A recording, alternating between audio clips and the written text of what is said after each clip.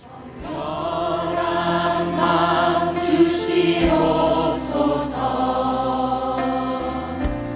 오 주님, 정직한 영을 새롭게 하소서. 정결한 마음 주시옵소서. 주님, 정결한 마음 주시옵소서. 오 주님, 정직한 영을 새롭게 하소서.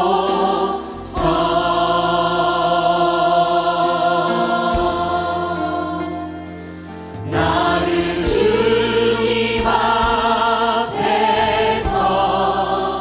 멀리 하지 마시고 주의 성령을 거두지 마옵소서.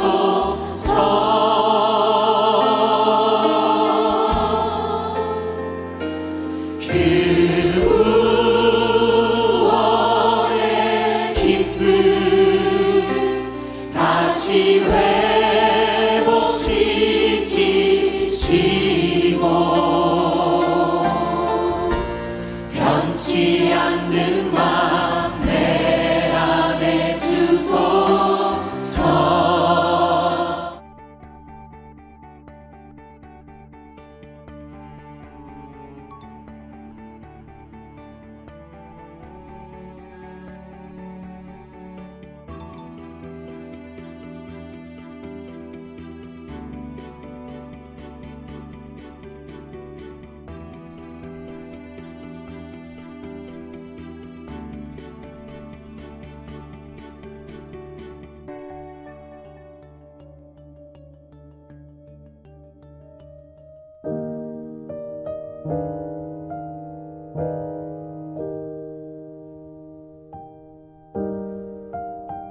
다 함께 사도신경 하심으로 월요일 새벽 예배를 하나님께 드리겠습니다.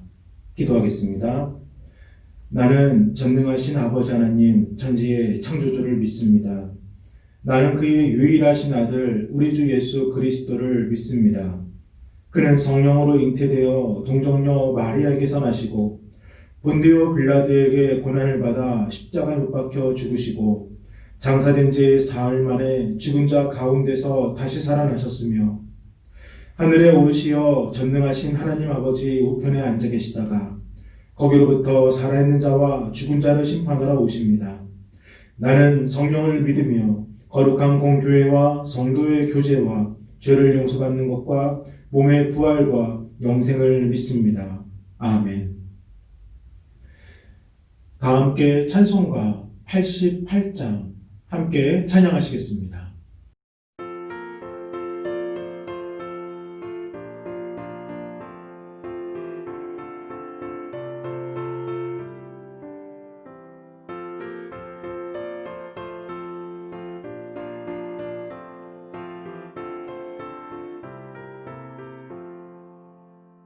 내 진정 사모하는 친구가 되시는 구주 예수님은 아름다워라.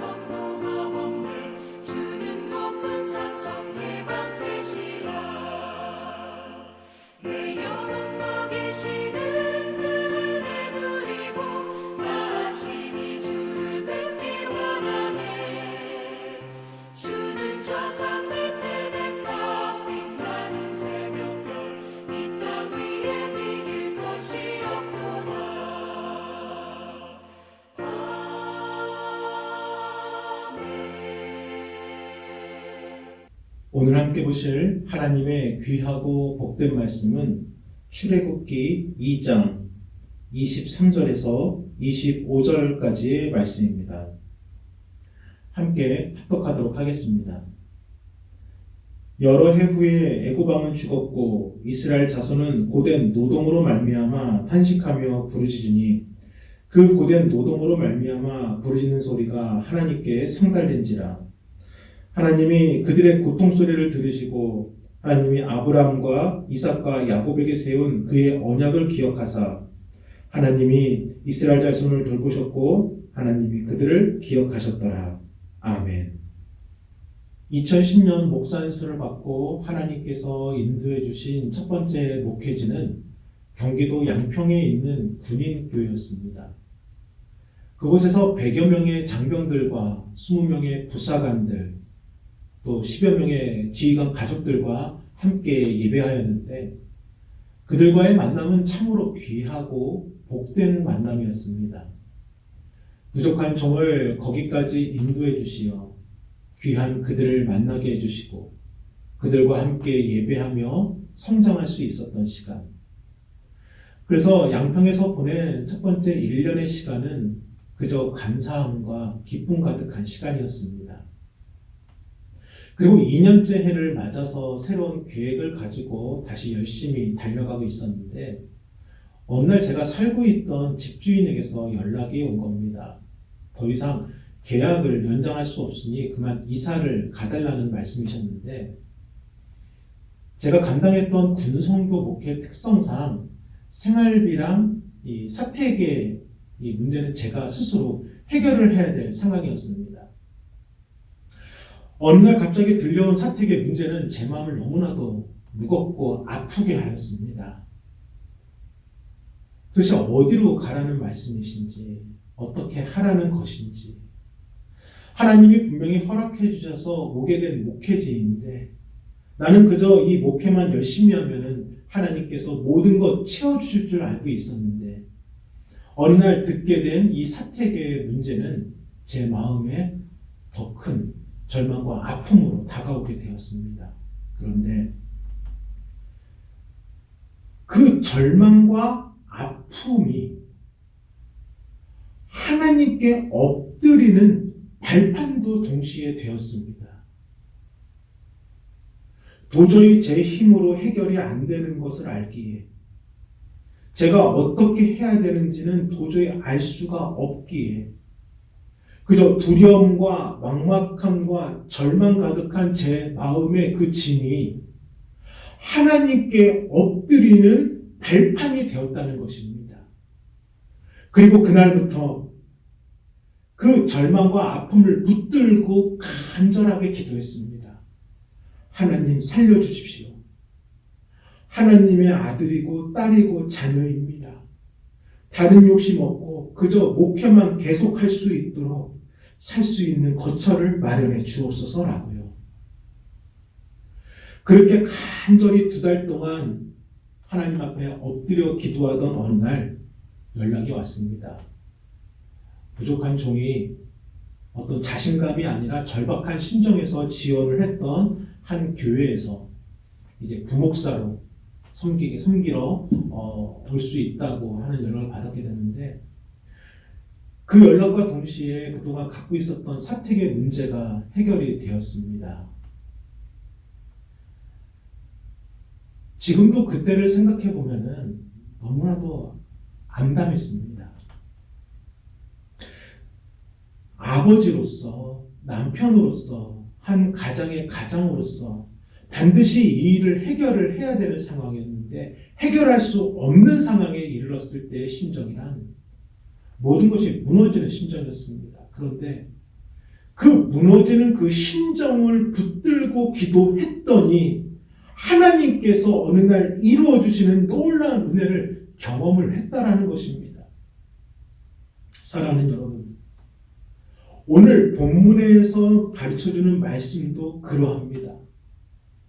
이스라엘 자손들이 출애굽이라는 하나님의 놀라운 계획 앞에서 시작된 그 고된 노동으로 말미암아 다시금 하나님께 탄식하며 부르짖게 되었고 그 고된 노동으로 말미암아 부르짖는 소리가 하나님께 상달되었다라는 것입니다. 여러분도 지난날을 한번 돌이켜 보시기를 바랍니다.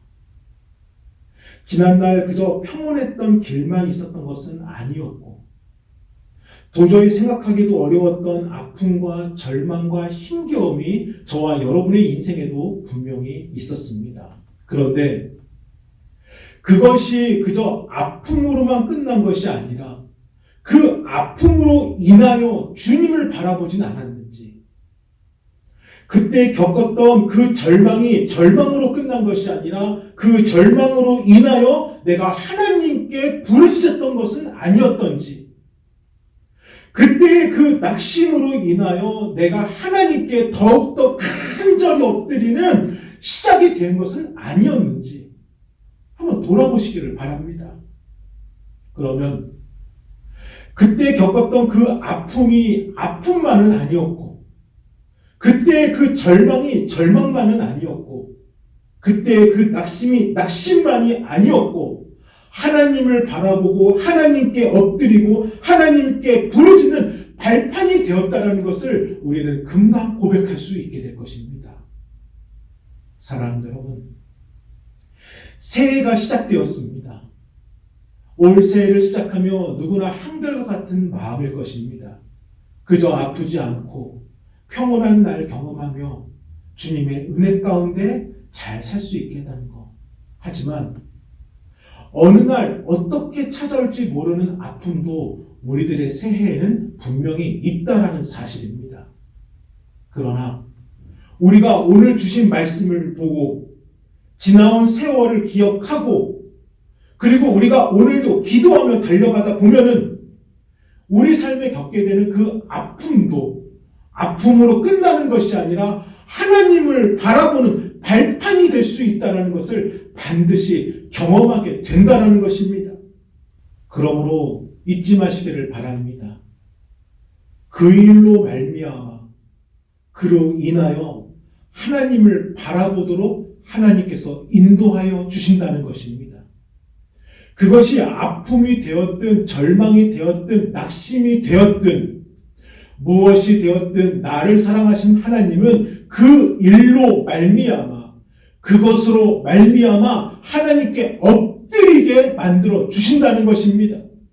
그래서 결국 우리의 인생이 포기하는 인생이 아니라 승리해서 일어나서 달려가는 인생 되도록 하나님은 반드시 만들어 주신다는 것입니다.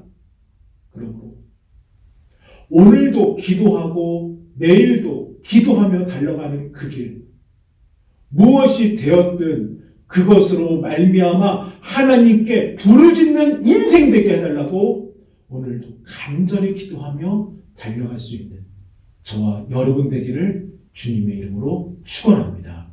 아멘. 기도하시겠습니다. 거룩하신 주님 감사합니다. 하나님이 주신 새해에도 저희들 기대하며 소망하며 달려갑니다. 그러나 아픔도 분명히 있을 것을 압니다. 그럼에도 저희가 달려갈 수 있는 것은 그것으로 인하여 그것으로 말미암아 하나님을 바라볼 수 있다라는 소망이 오니 어떠한 상황이라도 하나님께 부르짖어 기도하는 주님의 백성 되게 하여 주옵소서. 주님이 끝까지 인도하는 주님의 귀한 백성들됨을 믿으며 살아 역사하시는 예수 그리스도의 이름으로 간절히 기도 올렸습니다. 아멘. 주기도